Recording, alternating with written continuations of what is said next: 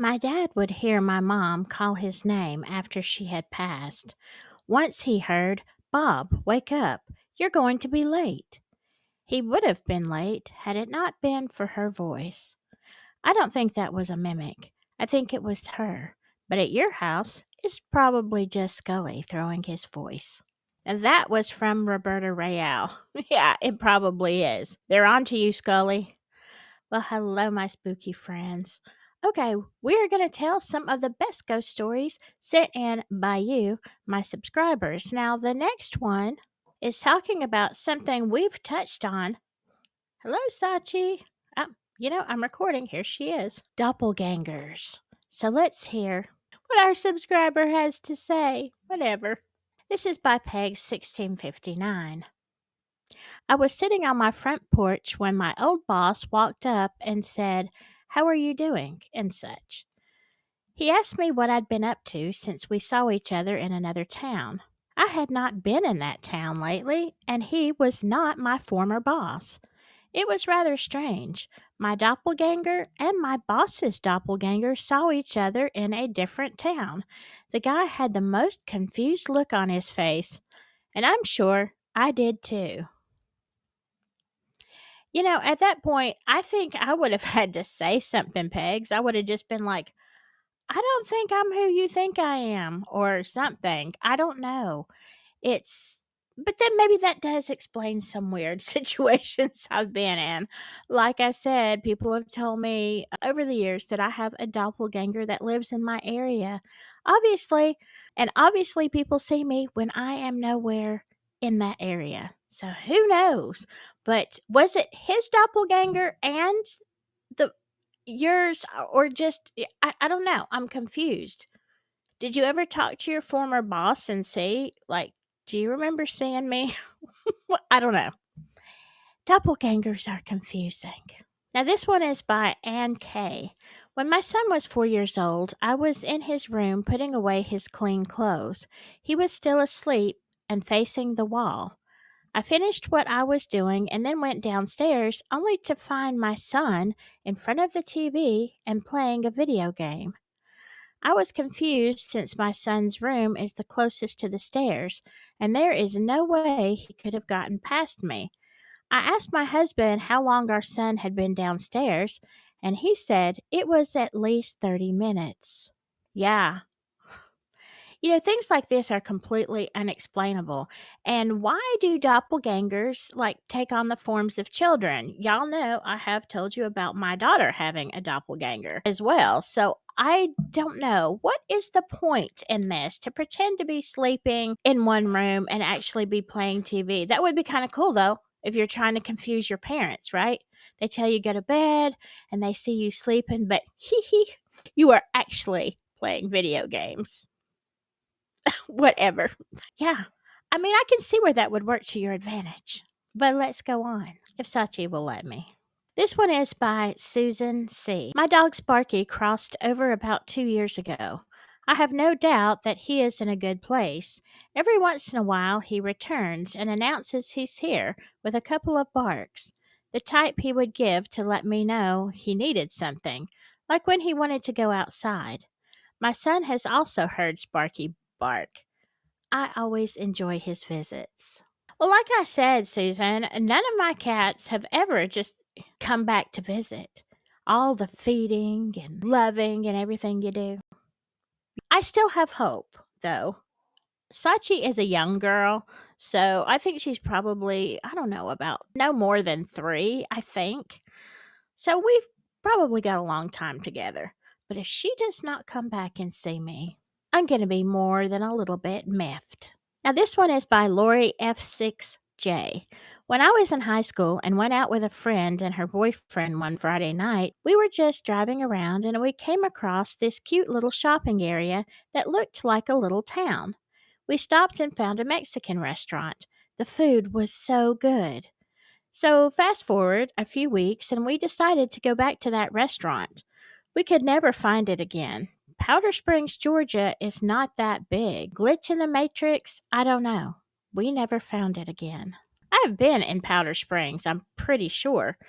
And I've had things happen in other places like that. Like where did this place go? I know it was right here, or we stopped right here.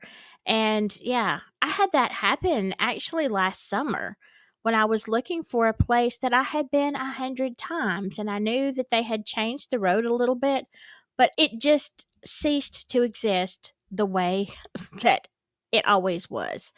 So I completely get it, but dang, you missed out on that good Mexican food. Do you like Mexican sauce? Come on, say hello if you're going to disturb everything. There we go. She's a stinker. All right, let's go on. But yeah, that was definitely a glitch in the Matrix. This one is by Carol Allison, 9685. When I was a kid, we had an old cat. Did you hear that, Sachi? An old cat that had to be put down. For weeks, I heard scratching up and down the hallway. I would come out of my room and tell my parents what I heard. They always told me it was probably just the neighbors having a party. We had some college kids renting a house behind ours. However, as an adult, I was talking to my parents about ghosts, and my dad turns to my mom and says, "Hey, you remember when Sylvia used to run up and down the hallway after we put her down?" I looked at him and said, "I thought you said it was just the neighbors." My dad, without missing a beat, said, "Oh no, it was the cat. We just wanted you to go to bed. The neighbors don't carry mouse toys with bells on them through the house." Apparently, my parents also heard it, and they also heard her playing with her old toys. Yeah, if you're a parent, you know that sometimes when scary things happen, you don't want your kids to know, right? Come on. We all keep things from our kids. And I guess it wasn't, dangerous just because old Sylvia decided to come back and play a little bit. I think that is okay. And I would probably have done the same thing. I'm glad y'all love Sachi because I just don't think she's going to stop with this mess. But I think Scully gets a little jealous sometimes because the attention's not on him. Maybe give him a thumbs up. If you're enjoying these stories, give me a thumbs up. All right, this one comes from Moonfire. I'm loving these stories. I was helped from falling by a spirit of an unknown origin myself as a 10-year-old. Instead of a bathtub, it was a flight of stairs. Everybody in my family was asleep. I'd been allowed to stay up late and watch a movie on TV. When I walked to the top of the stairs, I fumbled for the light switch. Suddenly, an invisible force picked me up without touching me, and I floated down the stairs. When I landed and walked into my room, I felt a strong, non human male presence that followed me to my room and then disappeared. It happened again next year in daytime down the street at school. Something caught me as I was trying to do a flip on the playground equipment and slowed time down till I landed on my back on the ground. I don't know if it was the same presence. That hasn't happened since, and I've fallen several times, sometimes with injuries. It must have been confined to that space. So, what I'm kind of getting is, was it a certain house that you lived in or a certain area that you lived in that you kept having these helpful things? I think that's very fascinating, especially the part where it seems like time slows down. Do y'all ever have those moments? Because I do. Sometimes it's when I'm about to spill something or something is about to happen. It's like all of a sudden I see things frame by frame. And it's a weird experience. It is like time just draws out. Is it just me? Like, do I have some kind of, woo woo in my head? Or does that happen to y'all occasionally? I mean, it is just occasional, but it's almost like you are in another time zone, dimension, something. I don't know. Maybe like the Matrix, when things, I don't know. Yeah. We all have our theories, whatever. But I'm glad that you were safe. It's very interesting, though, that it hasn't happened since you were there. So, what was it? Was it an angel? Because I would think an angel would follow you all the time. Or was it a presence that was living with you? I don't know. What do y'all think? All right, so this is by LJC. So, my theory is to try to change your point of view or match that of the mimic or what they could possibly by feeling or what they could possibly be feeling by calling out to you in your children's voice. Maybe they want to experience the love that goes along with someone caring enough to respond to you with enough interest and caring that causes you to go and check on them. Make sure your children are okay. Maybe they never had that during their own lives. Perhaps it's a deterrent to get you out of the room just before something bad happens. Maybe they are just bored and want to mess with you. Maybe put you through your paces and get to know all sides of you. Perhaps it's just the jealousy they feel with all the earthly pleasures you receive, yet they are stuck as just an observer who forever wants these things but never gets them. So I try to adjust my point of view to understand what they may be feeling, but it seems that all manner of propriety goes out the window for some spirits. They say, as in life, so shall you be in death. If that was their life mission to conquer, but failed to do so, maybe that is why they are stuck? Who knows? It's just very sad indeed. I would love a sign from my mom, dad, or brother, but at the same time, I would be very sad to think they are bound to this earth as they deserve to know heaven and miracles. They seem to have no concept of scaring people or how they could be perceived. They work so hard to get noticed, and then when they do, it's rarely a welcome sight and always frightening to the living.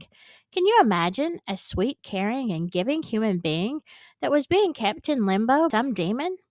How horrible is that?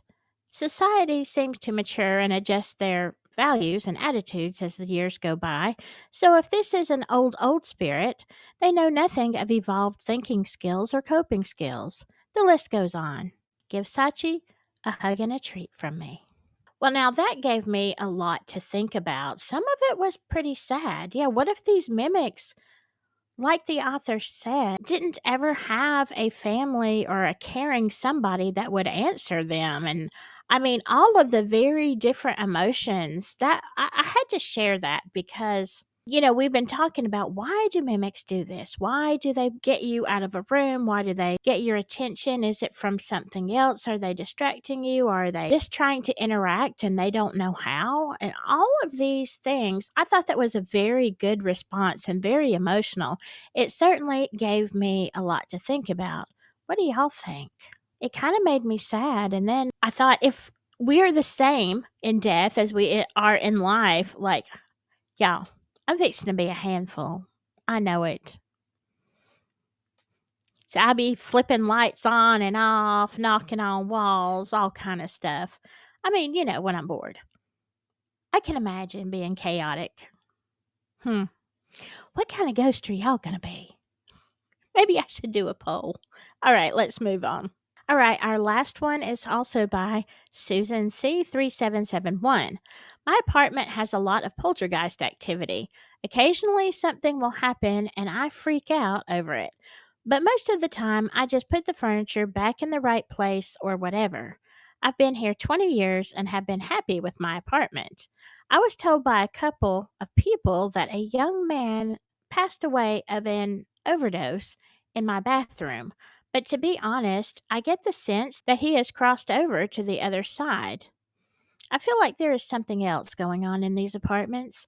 I talked to all of the tenants on the top floor of my building, and they too have experienced paranormal activity. There have been times when I walked through other areas of the complex and smelled someone burning sage. It makes me think there is something going on with the whole complex. Yeah, I would definitely say if all of your neighbors are experiencing stuff and you smell sage burning and stuff, yeah, I would say somebody is probably doing something. It makes me wonder. Yeah, someone that passed away, they're in a very bad situation. So is it them? But you said you feel like that person has gone on. I wonder if it's somebody else or even someone before the complex. But yeah, I guess you've got a ghost that just goes from apartment to apartment, wreaking havoc, knocking over chairs, whatever they're going to do. Or maybe they're lost, trying to get out. I don't know. That's horrifying, right? Have y'all seen the movies where people are in a house and they can't get out? They go outside and they just end up back inside. Like, yeah, that would be horrifying. Yeah, I don't want to do that. All right. I hope you enjoyed these stories. What did you think, Scully? Yeah. Well, you are kind of just hanging around here. I'm just saying, whatever. Thinks he's better than everybody else. Whatever. Okay. Yes. Yes. You're on YouTube. Okay. Yeah. You have a point. All right. I hope you have a great week. Be careful out there. Remember to send in your stories. There's a link at the in the description of my videos that you can email me. I'm going to do some emails next time. Whatever you do, just remember to stay spooky. Bye-bye.